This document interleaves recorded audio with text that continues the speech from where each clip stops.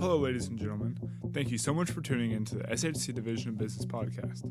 This is your host, Ethan Sisk, and today we'll be featuring Sandy Myers, the founder of ASF Logistics and Gnosis Freight. In today's episode, we'll be covering how Mr. Myers began in the logistics industry, how he handcrafted his companies, and his words of encouragement for young professionals.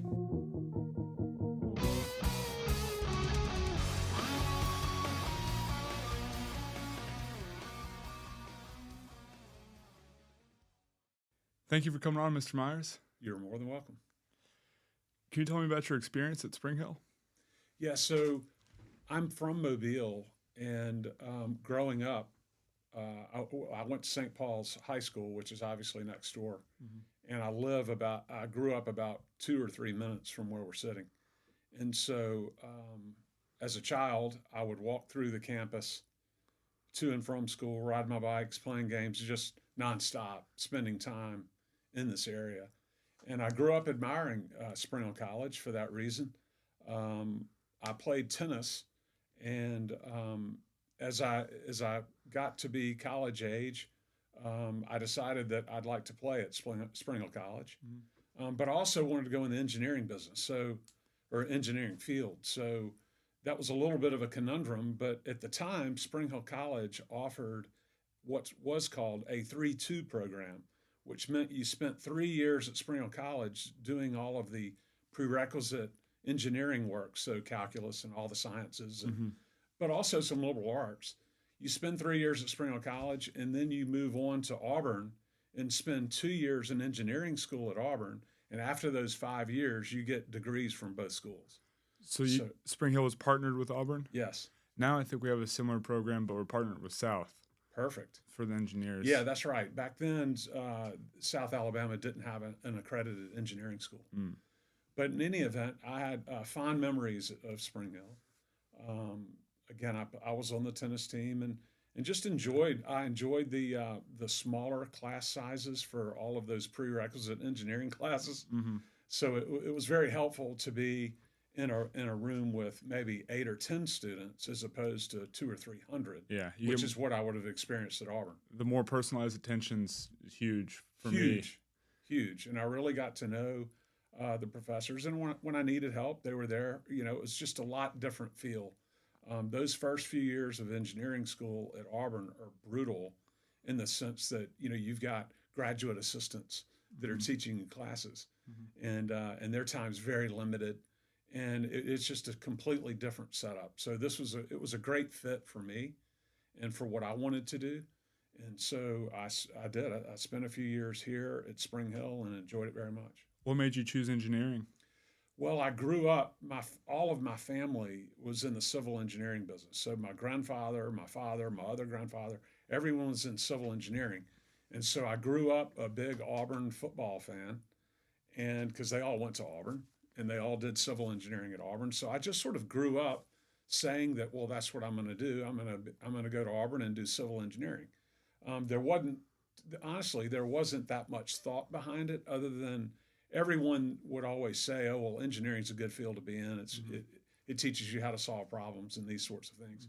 And so I really went into engineering not really knowing that that's what I wanted to do for the rest of my life, but I felt like it was a good base of knowledge that could help me no matter which field I end up going into. And it ended up helping you, for sure. It did, yes.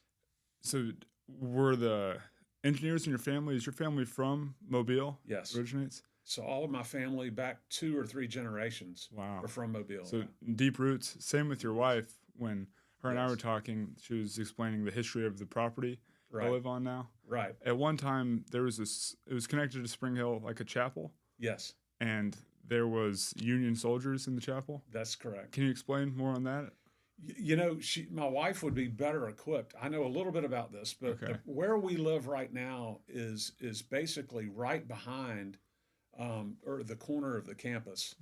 And it's my wife's family had owned that property for over 100 years. I mean, for a long time, a couple hundred years. And when my wife and I got married and moved back to Mobile, we set our sights on building a house there one day. And so I bought a little piece of property there from her uncle, and we just held on to it. And then in 2006, we ended up building there. But it's right behind Stewart Field. Yes. Yes. Yeah. Gorgeous piece for sure. Yeah, thank you. With your kind of deep connection with Spring Hill, how has it evolved, would you say? I mean, like, are there new monuments on campus that weren't there when you're traveling through for high school, or is there? Yeah, I mean, it's been great to see some of the new buildings and the new architecture. I love the fact that some of the newer buildings still have the classic architecture, such as the building that we're in right now, which is the original building of the school, going all the way back to the beginning. Yeah, it was Jesuits living on top and then classrooms on the bottom. Exactly. I think that's so cool. But you know, the library and the new dorm right here in this parking lot, the administration building, all new. It's all new, and again, it's even and down where the gym and all of that is brand new. Where the tennis courts, there used to be tennis courts right where the dorms are, and that's where I played tennis for Spring Hill. And it's just all changed, but it's been really nice to see some of that growth. I was doing some research in the archives to generate some like throwback posts. Yeah. And the old gym was actually where Quinlan is. And Yeah. if you don't know where Quinlan is, it's on the other side of LAC. Yeah. So it's crazy that there was a gym in there, now it's classrooms. Yes. In your tennis career, who's your favorite professional tennis player? Oh, it had to be Bjorn Borg. So Okay. when I was growing up, he would have these incredible grudge matches with John McEnroe, and it was so much fun to watch. But Bjorn Borg was somebody that I admired. I appreciated his calm, competitive nature, and I think he's one of the greatest of all time. It's a beautiful sport. My dad's really into it, and I played when I was younger, but then kind of hopped out to take the more popular routes like basketball and football. But I wish I would have stayed with it. I still play here with some of the players. We have a lot of international guys. Yes. Australia, Brazil, Costa Rica. They're on the team, so it's great. Yeah. Are you familiar with Nick Bollettieri? I am. Yeah, he went here. He's right. One of the biggest names in the tennis world. That's right. So I think that's really cool that he's a incredible success teaching down in Florida at Bollettieri's. I knew a few people that went to school down there. Yeah. But you're right. He's an incredible success story. My grandpa actually tried to get my parents to send me there when I was younger, but my mom wasn't going for it. Yeah. So he started his academy, and then they sold the IMG because now everyone knows IMG. Are you familiar with IMG? Right. Yes. Yeah. So I think that's huge, and he got, Agassi, Andre Agassi, Right. and a lot of other world number ones to where they were. That's right. That's right. Great. Let's talk ASF Logistics. What's your role in that company? Well, I'm the founder. I'm the founder of the business, the chairman, as I sit here today. ASF Logistics, if we back up a little bit, the company was originally called Air Sea Forwarding, and it was founded in Mobile in 1976 by a gentleman who had two children that went to St. Paul's, and they were about my age. And as time went on, I went to Auburn, did the engineering school. I worked in engineering for about 3 or 4 years after college. I also got a graduate degree in engineering, and moved to Atlanta and worked in engineering and decided I really wanted to do something different. So I moved back. I got married and moved back to Mobile and went to work for a lumber export company. And coming from the engineering background, I knew that I could learn the business pretty quickly. It's not that complicated. Learning how to grade lumber, and then learning how to sell the lumber. And so the company I went to work for sold lumber into the Caribbean islands, and they would ship it from the Port of Mobile. And this is a very traditional business in Mobile. Mobile is a forest products port and has been that way for hundreds of years. And so I spent about 5 or 6 years traveling through the Caribbean islands selling lumber. How was that? And it was exciting. What are some stories from traveling through the Caribbean? Oh, wow. I mean, the very first trip ever to Kingston, Jamaica, I didn't have any meetings set up. I didn't know what I was doing, really. It was my very first trip. And I went straight to the hotel, and the taxi driver that took me to the hotel, I cut a deal with him to just hire him straight for 2 straight days to take me wherever I want to go. And so I paid him a flat fee, and he was at my beck and call, and he said, well, where do you want to go? And I said, well, I'm going to need a couple hours because I need to make some phone calls. So I got to the hotel and got the phone book and literally went to the Yellow Pages, the equivalent of the Yellow Pages back then, and started calling lumber companies that are based in Kingston, Jamaica. So these would be companies like Home Depot or Lowe's, much smaller scale. And I told them that I was in Kingston and I was here to sell lumber and I would be interested if they would just give me a few minutes. And they said, well, when are you coming down in the next month or whatever? And I said, no, I can be there in 20 minutes, 30 minutes.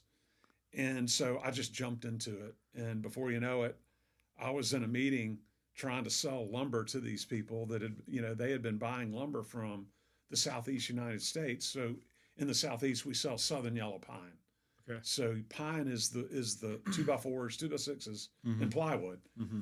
And so I just jumped right into it and kind of learned on the fly. I spent, like I said, about 6 years traveling these islands, and they're all completely different. So one island, you may have some Indians, like in Trinidad and Tobago, they're Indians, and then in Puerto Rico you have Cubans, and then in Aruba and Curacao you have they're Europeans, and so each island's completely different. New group of people every time. Yes, and of course the food is totally different.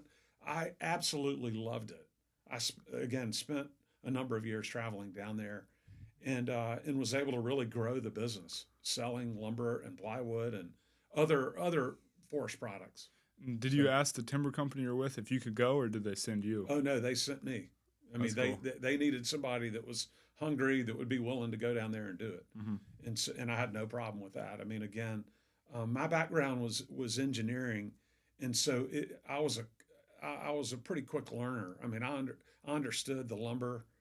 I spent some time going up to lumber mills and learning how to grade and what the key terms and how to price the lumber was probably the most important thing. But of course, depending on certain times of the year when hurricanes are coming, they'll sales spike, and then in the winter months maybe it calms down a little bit. So I got used to the ebb and flow of the lumber trade by doing this, and as I was selling lumber in the Caribbean, I would have to hire a freight forwarder to help me move the freight from, a freight forwarder will be the person to help you negotiate freight rates with the shipping line. And then they also handle all the documentation, such as bills of lading and export declarations and everything that you need to ship lumber from the United States to any of these different islands. And by the way, each island may have different rules and regulations. So I needed a good freight forwarder to hold my hand on that piece of the business. So the forwarder, is that like the broker too? It can be. Can be. Yeah, a lot of times, bit larger shippers can negotiate directly with the shipping company, and then they can hire a freight forwarder just to do the documentation, or you can go through the freight forwarder and have them negotiate with the carrier, and that's the way I did it. So I would go through the freight forwarder and let them help me work with the shipping line and that sort of thing. Gotcha. So this is where you picked up your logistics knowledge. That's right. Exactly. And then you just put it in your own brand, ASF? Okay, so I was working for this other company. I was growing the business. They were making all the money. At that point, had 3 young children, and I saw the writing on the wall where the lumber company that I was working for, they had children. It was going to be hard for me to own that company, and I was ready to really do something a little bit different. I mean, again, traveling the islands, it sounds fantastic, and it was, but it gets hard when you have 3 young kids, and I didn't want to miss sporting events and that sort of thing either. So I was familiar with a freight forwarding company in Mobile by the name of Air Sea Forwarding. Okay. And I knew that the owner had 2 children that went to St. Paul's with me. They had moved on. One lived in D.C. and the other one lived in Denver, and they were not coming back. They were married, and that was that. And so I approached the owner of the company and asked him if he was ever in a position where he'd consider selling the business, that I would be interested. And I explained to him my experience and this and that. And he said, well, absolutely not. I'm not interested in selling the business. And I said, that's totally I understand. But should you change your mind, or if you speak to your accountant or lawyer and they give different advice, please let me know. And that's exactly what happened. So he went and talked to his accountant, and they realized that he had no succession plan in place, and he was 62 years old. Mm-hmm. And so he came back to me about 30 or 60 days later and said, you know what, this does make some sense. Why, let's start talking.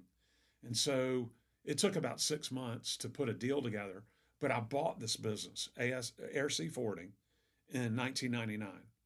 And it had 3 employees based in Mobile. And I was able to then go from the lumber export business to the freight business, which is what I'm doing now. Now, 25 years later, how many employees do you have now? So now we have about 60 employees spread between, we have 3 offices, Mobile, okay, Savannah, and Charleston. Okay. Charleston being our largest office. How often do you commute to Charleston from Mobile to Savannah? I'm in Charleston about every 6 weeks. Okay. Maybe once a month. Between once a month and every 2 months, I'm there. One of the services ASF offers is custom brokerage. Yes. That is you helping clients get their goods through customs? Yes. What does that look like? Okay.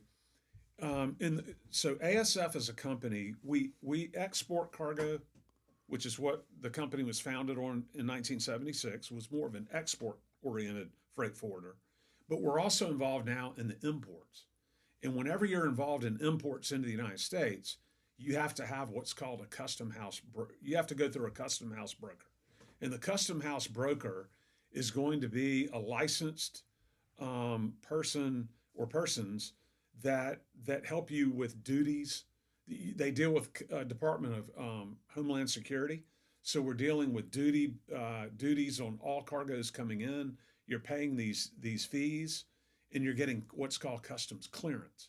So when you're importing cargo in the U.S., they're very careful to make sure that the cargoes coming in fit these descriptions, and then you pay duties on those. Mm-hmm. So that's what a CHB is the acronym for, Custom House Broker. It's very important to have a CHB operation. And originally, ASF, again, was an export-oriented freight forwarder. But within a couple of years, I recognized that we need to be in the import business as well. And so I knew of a woman in Savannah that was not happy where she was working, and she happened to have her CHB license. And so in 2004, we opened up an office in Savannah, and we immediately, she had, with her CHB license, that then gave us access to start in the import business. Is she the only CHB now, or do you have multiples? No, she's not. We have like 3 or 4 CHBs now. What does it take to become licensed? Oh, it's a very difficult process. You have to have some experience. Then there's an exam, and the CHB exam is something that takes perhaps 6 months to a year to study for it, and it has it's pass fail, and the pass rate is like 20%. So they make it really difficult, and it takes a few times to pass it. But it's a really nice thing to have in your resume. You learn a lot too. So being a licensed CHB, that kind of gives you, like, the government, like, gives you trust in a sense to let the goods come through? For sure. Okay. If you have the CHB license, then you're going to work for a company and you will communicate regularly with the Department of Homeland Security. And Ethan, for us, we ship our customer. We're very heavy in the furniture business. So think of So in imports, furniture, our customers are people like Lazy Boy and Haverty's and these furniture companies that manufacture all of this furniture over in Asia. And then they bring it to the United States and send it to their different distribution centers. And they hire us to get it from A to B, meaning A would be Vietnam or any of the places in China, and then they want us to deliver it to 5 or 6 different warehouses that they have in the U.S. So we're dealing with the ocean freight, loading the cargo in Asia, ocean freight to the United States, railroad and or trucking to their distribution center, and then organizing, unloading the cargo, and then bringing the empty containers back to either the port or the rail ramp. That process includes the CHB work, where you have to get clearance. But it ends up being the same thing over and over. It's just a rinse and repeat. You move it from A to B, everything's smooth, and then you do it again and again and again, and you do the same thing over and over. So what happens is the Department of Homeland Security recognizes that we're doing the same thing. It's the same cargo over and over every week. And so with time, there's a lot of trust that's built up between the Department of Homeland Security and our team and our CHB workers. And so, if suddenly out of nowhere I bring in an import load of surfboards from, somewhere like Barbados, that's different. It's sort of a one-off shipment, and they might be a little bit more stringent on the exam. They might want to open the container and look at these things. And they would open it when it hits the port? Yeah. Okay. That's right.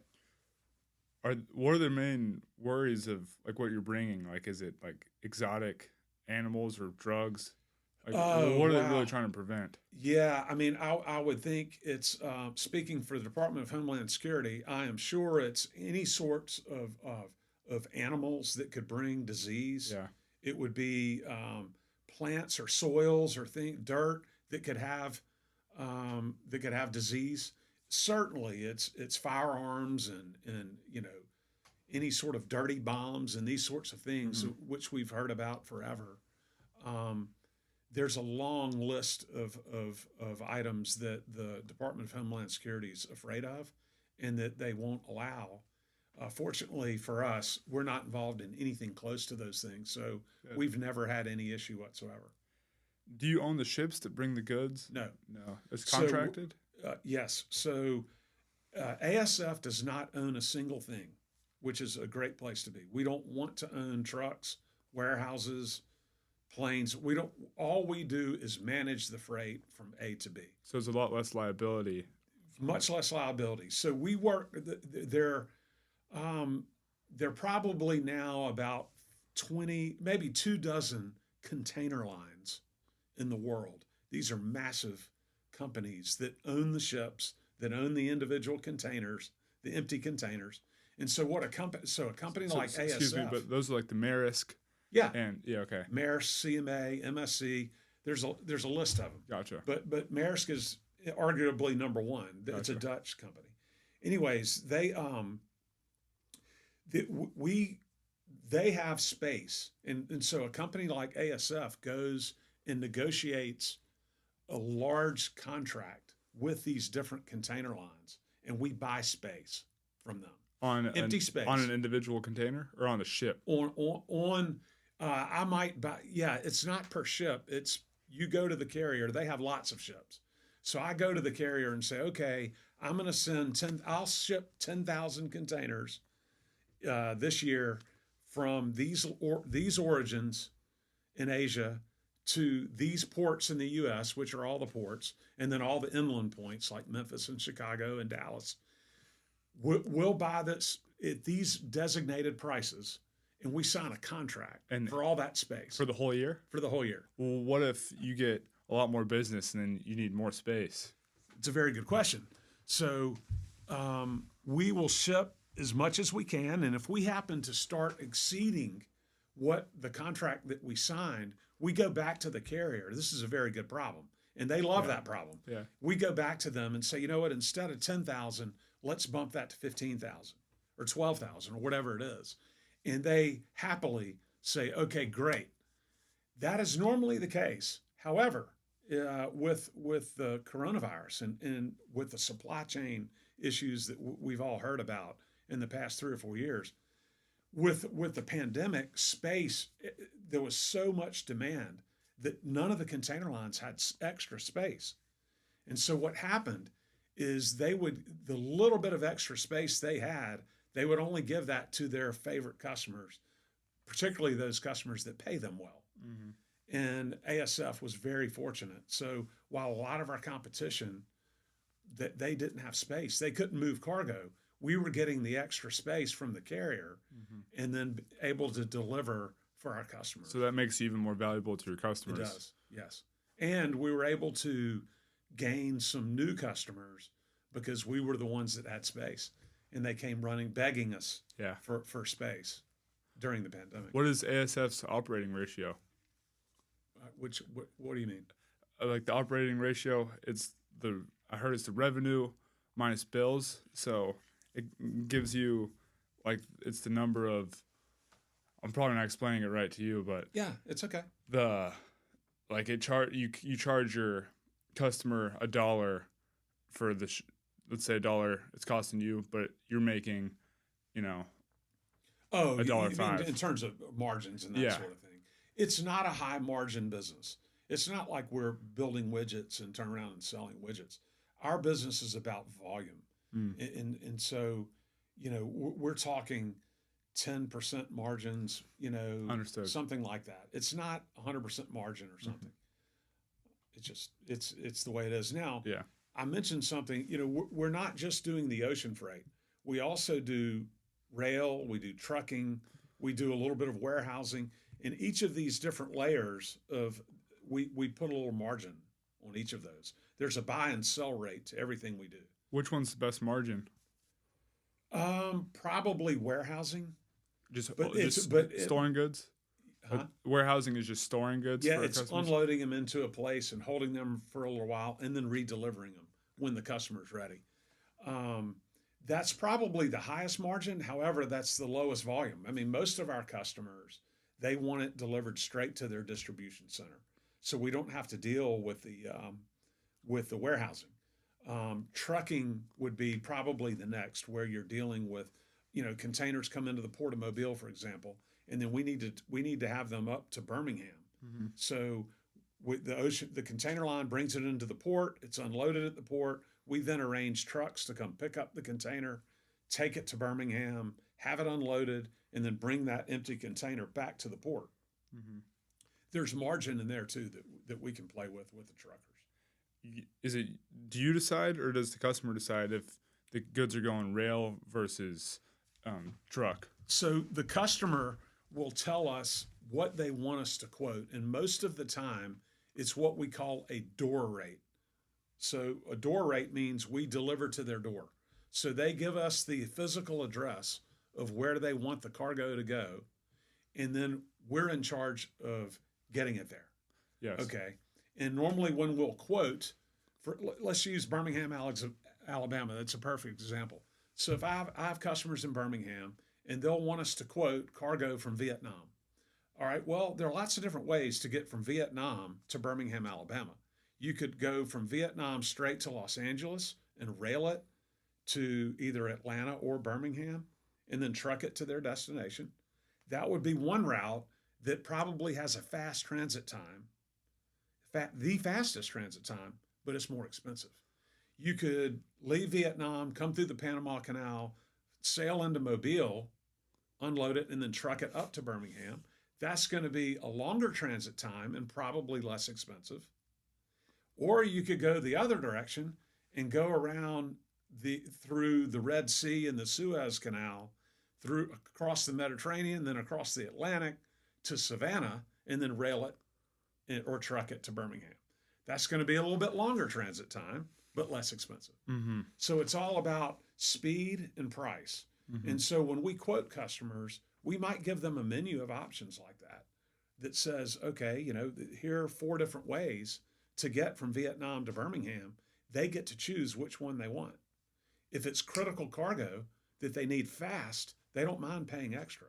Mm-hmm. If it's the same thing over and over and they really have an inventory of it, they'll take the slow boat or the slow transit and save the money. So it's up to us to give them options on how they want that cargo to arrive. And usually it's a variation of speed and cost, and Yes. Okay. So it's just is it? I assume there's a lot of contracts with the customers, and then contracts with the people you use for the shipping and trucking. Yes. Are the truck drivers, are those, you contract them, or are those Yes. W-2 employees? So this brings up a very an interesting point. We do have contracts with the container lines and the truckers and this and that. We do not require our customers to give contracts with us. In other words, if I do a poor job, they can fire me on the spot. Is that something customers look for, a non-contract partner? They really appreciate it. And some of my competitors do require a contract. Mm-hmm. We've chosen to go the route that we stand by the service that we provide. And if we don't do a good job, then we don't deserve the business. And that's a pretty simple philosophy. I like it. That's the way, we have gained a lot of business because of that flexibility. So we don't have contracts with our customers, but we do have contracts with our vendors. So the ocean lines, the truckers, the rail, that sort of thing. So they're not like you said, none of it's your equipment. So who's the trucking company that you use for moving the freight when it's the U.S.? Ethan, we probably use 100 different trucking companies in the U.S. Just per region? Yeah, and by the way, while we're based in Mobile, in terms of ports, you think of the ports of the United States. You have the West Coast ports. The main ports out there are Los Angeles and Long Beach. Then in the Gulf, we ship cargo into Houston and New Orleans and Mobile.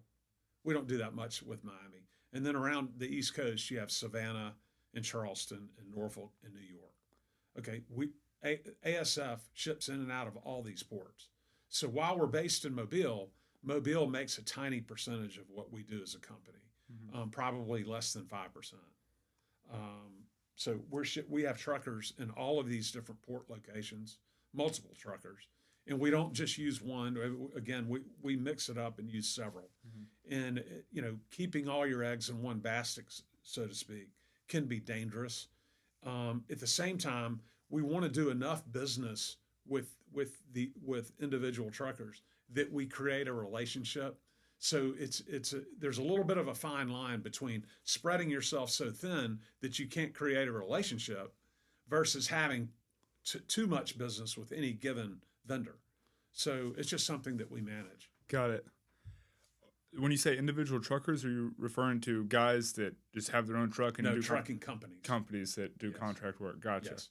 So we're not out just calling individual, Billy Bob the trucker. Yeah. It's more we'll find highly rated trucking companies in Savannah, and we might have 6 or 8 trucking companies in Savannah that we use, and then the same in Atlanta and Birmingham and all the cities and everywhere that we ship. When the freight arrives to the customer, is it usually live unload or are they just drops? That's a good question. Most of what we do is live unload. We do some of the larger shippers. They have very hectic schedules with a lot of volume coming in. So we give them the flexibility to do what's called a drop and pick. So we'll drop the container at their warehouse and we'll leave it with them. And then they'll call us once it's unloaded in a couple of days. And then we'll bring another loaded container to them and then we'll pick up that other empty. And so these are called drop and picks. It's a big old puzzle piece. It amazes me. Yes. Did you get the main grasp of it from your timber experience? Well, or are you just still continuously learning? No, I'm still learning to this day. The engineering background, I mentioned this earlier, but the thing that's nice about engineering, at least for me, was that it teaches you how to solve problems. And so you have a problem in front of you. It teaches you how to break this into parts, fix each part, and then put it back together. That's got to be a valuable necessity. And that's essentially what we're talking about with this freight business. It's you've got to get cargo from A to B, and in between there's some areas where you have to be careful, and so it is sort of like a jigsaw puzzle because you're dealing with between loading in Asia, ocean to the United States, rail and trucking. and then timing all that right, and then weaving in the CHB, which is all the custom house brokerage Yes. stuff. It's a little bit of a puzzle, but once you figure out that puzzle, it's just a rinse and repeat thing. Again, it's all about the volume. And so putting together solutions for these customers is really my favorite thing, where new customers may have only, let's just take the people in Birmingham. This is a real example. There's a company in Birmingham that had been using a freight operation, a competitor of ours, and all they had ever done was bring the cargo from Vietnam and China to Los Angeles, and then truck it from Los Angeles to Birmingham, Alabama, and then doing this over and over and over and over. Goodness. And so I was able to get in the door with them, and I went to a meeting in Birmingham, and I asked them to explain to me how they're currently moving their freight, and they told me that. And I said, okay, well, have you ever considered bringing the cargo and railing it, bring it to Los Angeles and then rail it, and then to Birmingham or Atlanta, and then we truck it in, or bringing it to Mobile and trucking it up, or bringing it from the East Coast? And they hadn't really considered any of those things. And so I then handed over a piece of paper that had rates. I'd already had all the rates done, and the rates that I gave him were way less expensive than what they had been paying. And so they didn't necessarily believe the rates. The owner of the company felt like maybe I wasn't quite sure that I knew what I was doing. I said, well, I have a better idea. Why don't you give me a chance? And then when I send you the freight bill, if it's not exactly what I'm telling you right here, it'll be free. And he just looked at me like, that's impossible. You can't do that. And I said, well, just try it then. I said, why don't we do one container? There's no risk. And if I don't bill you exactly what's on this piece of paper, then I'll give you the freight for free. And he said, okay, we'll do that. And so we did it a way that was a lot less expensive for him, and it worked. Which way did you bring it in? Well, I brought it to Mobile and then right. truck it up. And that's what we do to this day. They quit doing that they got rid of that company that was basically ripping them off. Mm-hmm. And now we bring the cargo into the Port of Mobile and we truck it up to Pelham, Alabama, which is Birmingham. That's wonderful. And it's a customer that we've had for maybe 12 years. Do the, I guess, supply chain routes evolve? Because, like, for instance, Mobile is experiencing port expansion.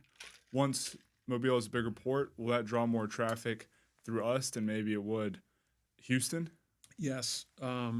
Mobile is in a fascinating position right now because it's a little bit behind the curve in terms of the container ports on the East Coast, particularly Savannah and Charleston. They're so much further ahead than Mobile. Why is that? Well, back in the maybe the 80s and 90s, they foresaw that the container business was the future. And so they spent a lot of time and money building out their container ports in Savannah and Charleston, while Mobile has traditionally been more of a bulk port, meaning you load cargo in the whole of a ship, and then you just ship it somewhere. It's not container freight. So there's a difference between bulk shipping and container freight. Mobile is a little bit behind in developing their container port. Having said that, Savannah and Charleston, there's no real estate anymore. It's very difficult to find real estate there. And if you do find real estate in Savannah and Charleston, it's incredibly expensive. Mm-hmm. Mobile is in this unique position where we have a port that is growing. It's a new port. It's very good equipment, and we have space. And so we have property. We have real estate to sell. And so an example of how this port is evolving would be that Walmart decided to build a gigantic distribution center right here in Mobile, right outside of Mobile.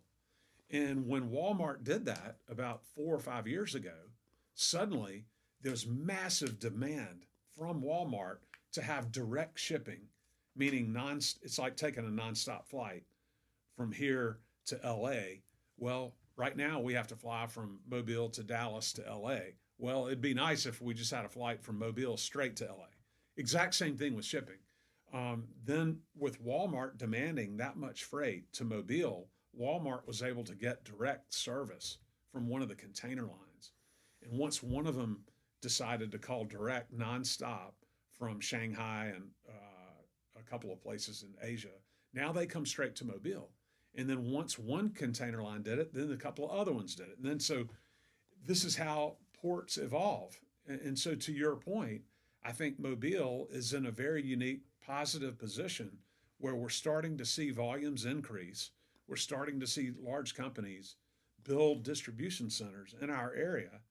And that's just going to continue. I think that over the next 10 years, we're going to continue to see some of that growth. That's huge. Yeah. How much will that affect you with your headquarters being here? I think it'll be a positive thing for us. We've been in this market for a long time. We're ready for the growth. We already have contracts with all of these container lines. The container lines know us well. And so as opportunities pop up in Mobile, they're happy to work with us and make sure that we have the most competitive freight rates into Mobile, for example. So as these things develop, I mean, I think it'll be a positive thing for ASF. Yeah.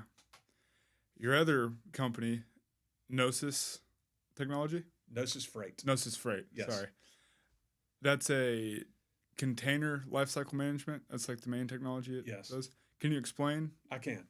So even back to the days when I was shipping lumber down into the Caribbean islands in the 90s, I recognized that there's an incredible amount of inefficiency in international transactions. We're talking about handwritten documents, wet signatures, stamps, facsimiles. I mean, again, there's so much inefficiency. It's almost mind-boggling, really. And so as I started growing ASF back in the early 2000s and our volumes were going up and up, I was having to hire more and more people to do the operations work, the documents, the bills of lading, export declarations, the custom house brokerage work, all of this stuff. So much of it was manual, and it's manual entry. It's, again, it's just something that I knew that there had to be a better way to do it. I'm not really a computer guru, so to speak.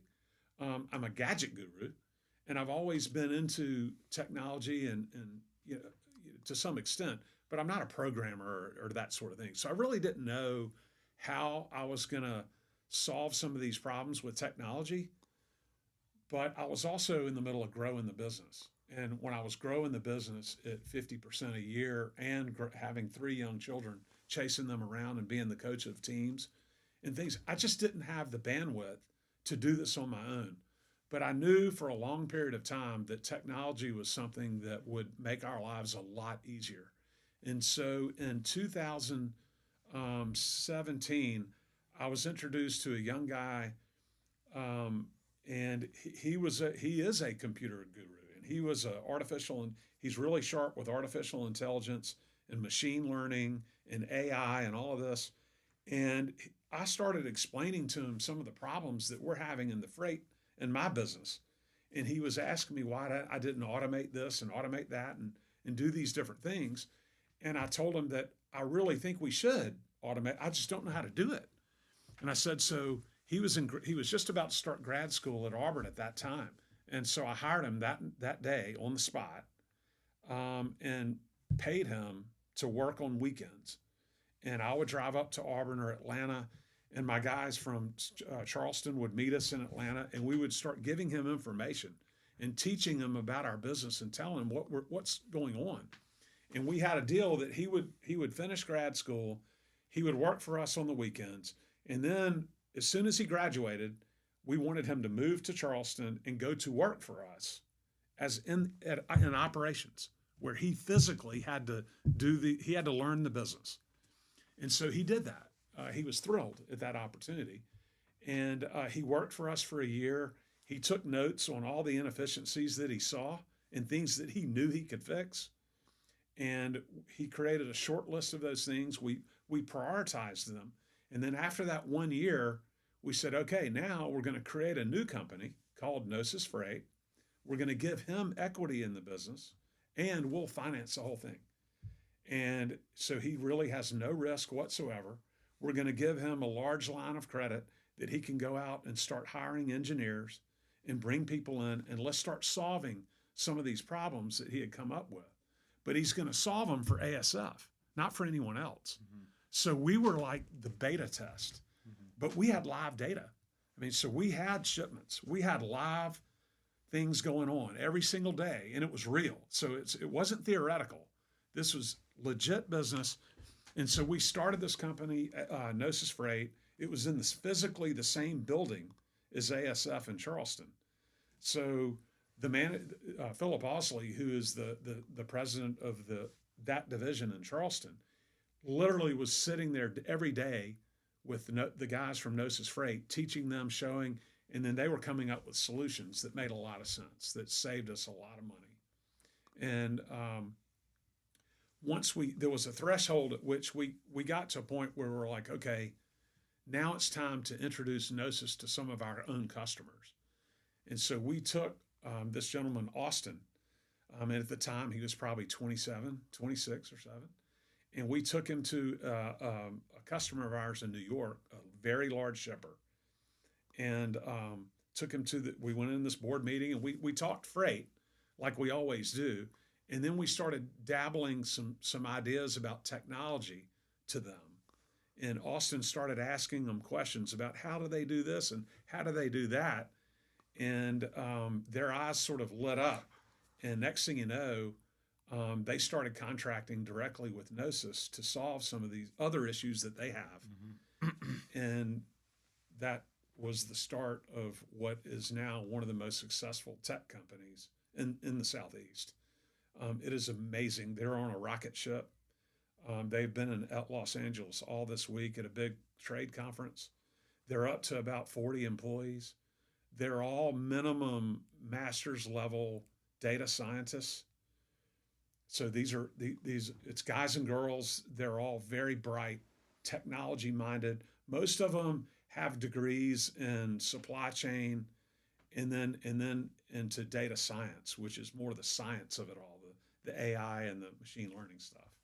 And it's completely fascinating to me. I absolutely love it. They're solving problems for shippers it's just an amazing story. And you have to go visit their website. It's gnosisfreight.com. Great. Spelled Gnosis. And that is Latin for learning from experience, which is the sort of the concept behind artificial intelligence. So it's a really a neat company. That is a phenomenal story. How'd you meet Austin? Austin was the pledge trainer for my son's fraternity. So my son was a freshman at Auburn, and Austin was the senior. And my son met Austin, and Austin was telling him about building apps and doing all this. Austin had side gigs where with all the other fraternities, they would hire him to get their networks going and anything related to computers. And my son was like, Dad, you have to meet this guy. He's the smartest guy in the fraternity, and he's talking about all this stuff. And I know, because my son had heard me talk for years about how I know that I can get, there's solutions with technology to so many of the problems that we have in the freight business. And he had heard that. He had heard me talk about that. And at the time, he was a freshman in supply chain, and they were starting to talk about that in school, about how there have to be better ways to do some of this stuff. And so I went up and met Austin, and again hired him on the spot, literally that night. And Austin wasn't really prepared for that. He had no idea what he was getting into, and he said that he needed to talk to his parents. But the next morning he was in 100%, and we haven't looked back. He's really a nice guy. Wow. Extremely successful. He's the smartest. I don't say this lightly. I think he is the smartest young person I've ever been around. And I think he just turned 30. Wow. And he's amazing. He's the CEO of Gnosis. And again, it's been quite a journey, but we're just kind of getting the wind behind our sails. So it's been really fun. Do you sell the technology to other companies like yours? No. It's mostly a subscription-based solution. So he'll go to, say, one of our customers, these people in New York, for example, and he'll create solutions for them, and then they'll pay him a monthly fee, perhaps, for that solution. So it's recurring revenue. And then what happens is once Gnosis gets in the door and solves one problem for these people, that customer is like, well, maybe you could help us with this other thing over here. And so they keep creating custom solutions for these shippers, and then they're getting recurring revenue from it. So they're not building software to put in a box to just sell gotcha. it. It's not that. It's custom solutions for shippers. And it could be anything. There's a wide range of things. That's why I say if you go to their website and look at it, you'll see what I mean. But container lifecycle management is sort of, they can do everything from PO management in Asia all the way through to delivery and anything in between. So it's pretty much they can solve problems anywhere in that life cycle. Has Austin kind of handpicked a team that's working there now? 100%. And he handpicked every employee.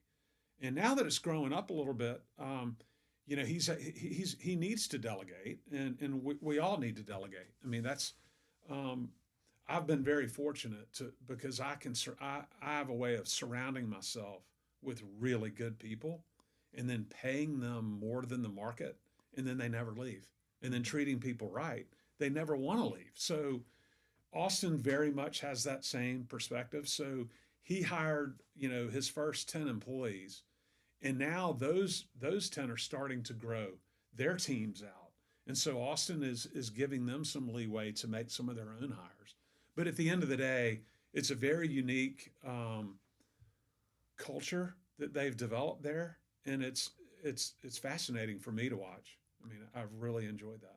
Why'd you choose Charlotte Charleston to make it? Well, so ASF all along, as I told you, the company started out as in the export business, and that's really what our office in Mobile does.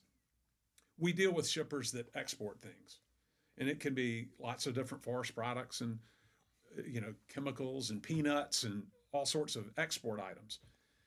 We opened an office in Savannah to take care of the CHB work, which then gets us in the door to imports. And then back in 2004, I really wanted to grow the import business, and I met a really, really sharp guy named Philip Osley, and he was the sharpest import guy that I had ever come around. And he was about my age, and I tried to hire him on the spot, and it didn't work because he was working for another company. He had a non-compete and a non-solicitation. So I had my eyes. Philip and I became friends. And over time, the company that he worked for, they sold, and he sat on the sidelines for a couple of years.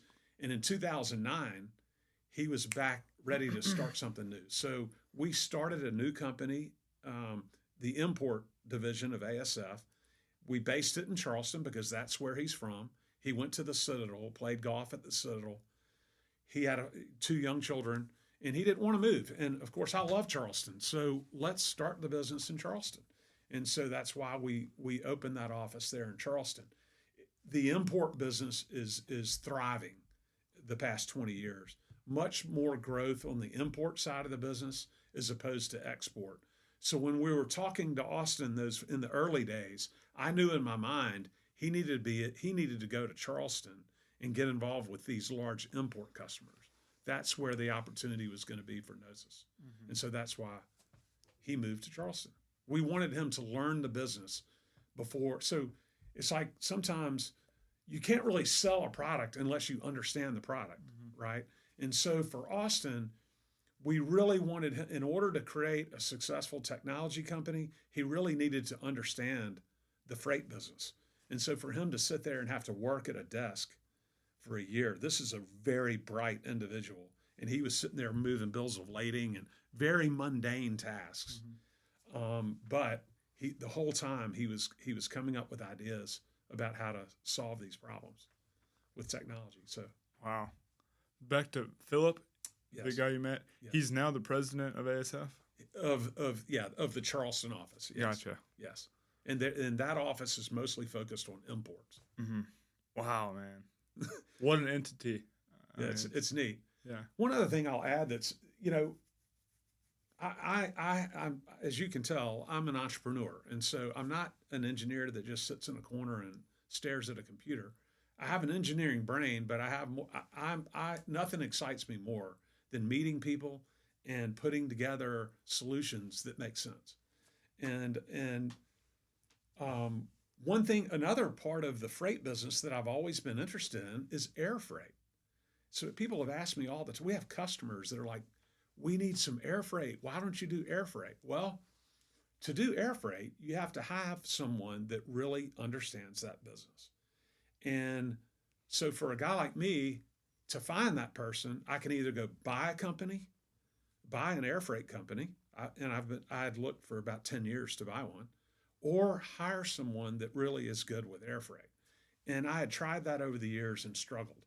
Well, about a year ago, we got wind of a gentleman that was one of the sharpest air freight traders in the country. And he was working for a company out in California. This gentleman's out in Newport Beach, California.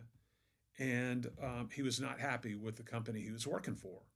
So I got in touch with him and told him our history about how I had an idea that perhaps instead of him working for some big company that changes the rules all the time and moves goalposts, maybe we could talk about creating a new company where he has equity in the company and we'll finance the whole thing so he has no risk.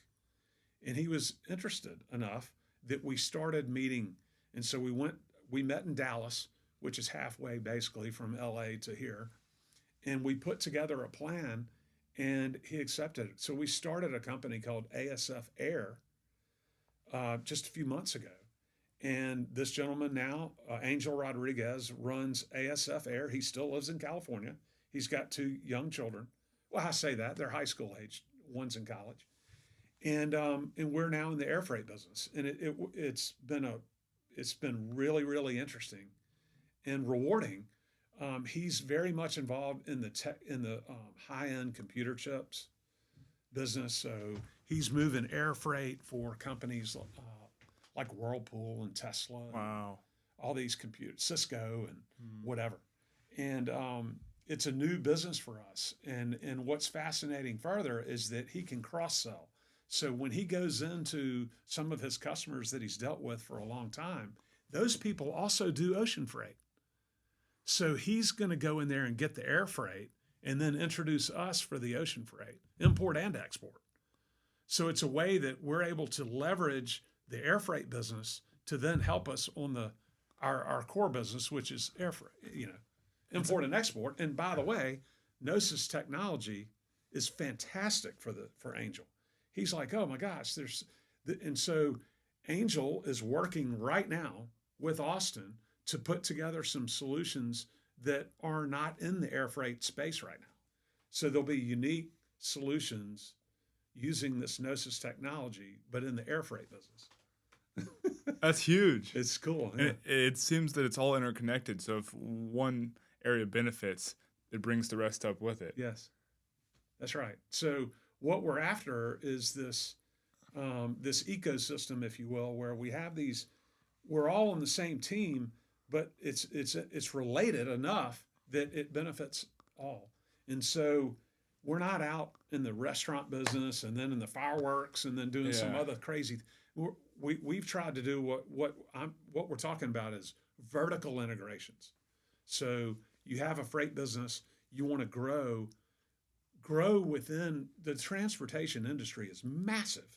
So there's so many different tentacles within freight, if you will. I mean, there's warehousing, there's trucking, it goes on and on.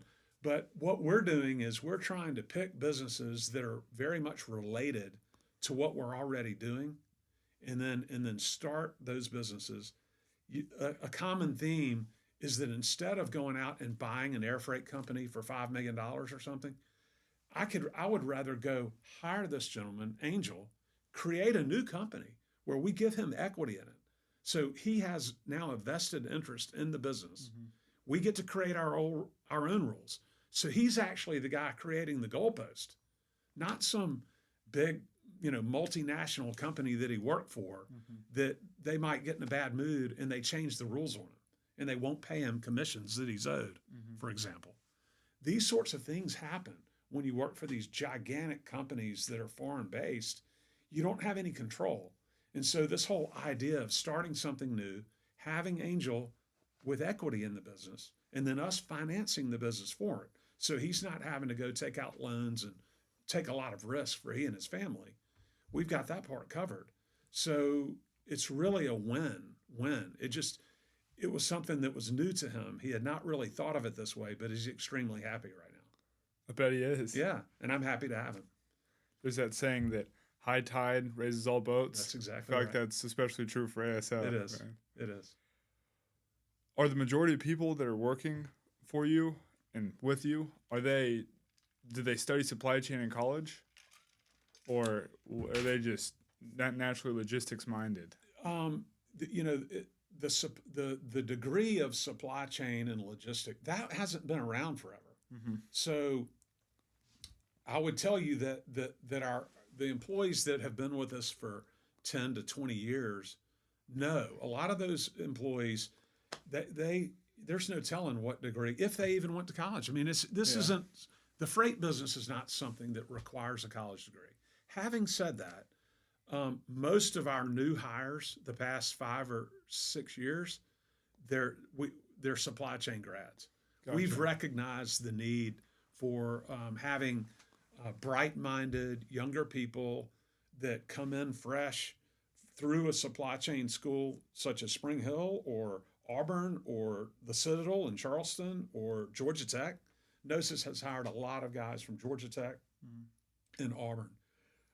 But there's a real benefit to hiring students that have just completed it with a degree.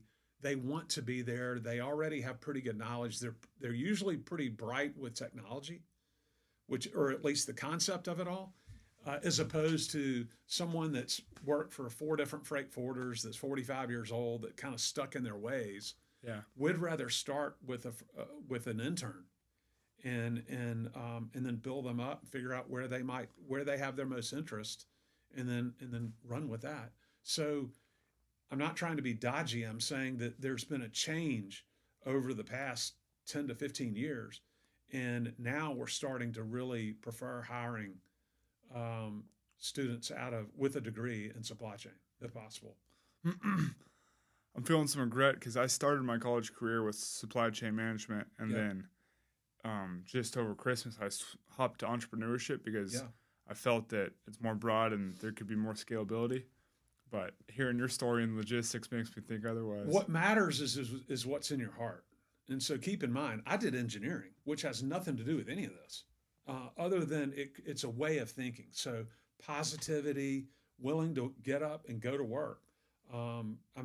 Having just in the past few years since COVID, we've had a terrible time with, you hire people not necessarily from a school in supply chain, but you hire people, they don't show up on time, they're just loose. All they want to do is punch a clock, so to speak. So they get there exactly 8 o'clock, they're gone, they're out the door at 5 o'clock. I highly recommend to have more of an open mind in terms of work, and be willing to spend a little extra time. Be willing to ask for more work. If you're not 100% full, let your supervisor know and ask for more. I mean, the kids that work the hardest are going to be the ones that move forward. And so, maybe you started out in supply chain and then you went to entrepreneurship, which by the way, I think it's great. I wish I had gone to business school of some sort. I didn't do any business. I did nothing but engineering and a grad degree in engineering. So I did not have a single accounting class, finance, entrepreneurship, supply chain. I had none of it. I had to learn it on my own, just hustling. So, there are lots of good degrees, but I think at the end of the day, employers are looking for young people that are willing to work, that are hungry, that don't mind spending the time and effort to hustle. And by the way, we also are attracted to athletes because most athletes have discipline and discipline is really what it's all about. Mm-hmm. So we actively look for athletes within the supply chain field, or athletes. We probably have 10 or 15 employees that did other degrees. I know we have one that did entrepreneurship. I know that we have a few that did finance, where they got out and worked for a private equity firm for a couple of years, and they did not like it, and they were working, 16-hour days, 6 days a week, and they weren't really getting anywhere. And they heard about a company like Gnosis, where it's a lot different, or they heard about ASF and they got an interview and realized, and they jumped right in, and now they're doing great. And they didn't have a degree in supply chain, but they learned it pretty quick. I mean, again, a lot of what we're talking about, there's some common sense, Sure. And I think that's part of what I was able to provide to Gnosis, is just the basics of bill auditing. So you have all these trucking bills that are coming in, and so companies get all these trucking bills, and who's to know if the rate that the trucker is charging is right or not? I mean, you have these people that are going through the mail, and they're looking at a bill, and they just stamp it to get paid, and they send it on to the accounts payable. Well, there's a contract rate that those people should be paying for the trucking, and it's somewhere written down. So why couldn't you scan what the buy rate should be? Then when the bill comes in, scan it and have artificial intelligence read it and compare it. And then if it's correct, it automatically sends it to payables. And if it's not correct, which by the way is a lot of the time, it automatically kicks it back to the trucker and says, you know what, we're not paying you because you charged us $800 and it should be $600. Mm-hmm. Fix it, and then we'll reconsider. Well, suddenly that trucker, their cash flow gets screwed up. They need to get paid, and they know we'll pay them if it's right. So they quickly fix that. Okay, so that rate bill auditor, it's a very simple example of what I'm talking about. But that's the kind of thing that is common sense. So you're a big shipper and you have all these bills coming in. Who's reviewing those bills? And how do you know it's right? There are ways to use technology. So this is an example where I could take, anybody that has a degree in entrepreneurship or finance or whatever, they would understand that. Mm-hmm. They're like, yes, you have contract rates and you have what you're being billed. How do you make sure that that's right? It should be automated, Mm-hmm. not just some person sitting there going, I don't know, they're in a bad mood, or they're really hungry and they're in a hurry, so they just stamp it to get paid. Yeah, no. So money's just walking out of the back door of a company. You explain that to any CEO in this country, and you explain to them, they get it like that. And I was one of them. Believe me, we did rate bill auditor was one of the first things we did with ASF, and we saved $25,000 in the first month of just looking at trucking bills.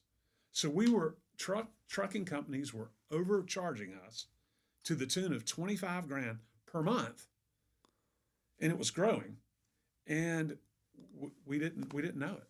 So is that solution, is that something that Gnosis offers? Oh yeah, Nice. And that's a very simple one. Yeah. But things like that, it's a simple it's pretty much common sense. So I'm circling back to, in terms of degrees and things. Look, there are lots of different degrees, but what really matters is what's in your heart and how you work, and your hunger to accomplish the goals and set things in front of you and then go get it. And so don't be discouraged because you're not in supply chain. Okay. Maybe you could get a minor. I mean, I don't know. Yeah. It might be too late, but you could go to grad school and get a grad degree in supply chain, or Mm-hmm. you could get out and start working and do something different. You never really know. Mm-hmm. But being open to working hard is a real positive. And I commend you for being at Spring Hill and being an athlete. I mean, it's not easy. I played tennis here, and it was hard taking classes and then practice and this and that and labs. And I mean, it's not easy, but it teaches you a little bit of work ethic that goes a long, long way. Most definitely. Well, I feel like that's a great spot to end. All right. Thank you so much. You're more than welcome. I enjoyed it. This was so cool. Yeah. I want to see a movie be made on Austin and Gnosis being started. Yeah. Maybe one day. We'll see. Great. Thank you so much. You're more than welcome. I would like to personally thank everyone who tuned into this episode of the SHC Division of Business podcast. Our aim is to give young professionals insight into their desired field or potential job of choice. If you gain anything from this, or have any compassion whatsoever, please share with someone you see fit.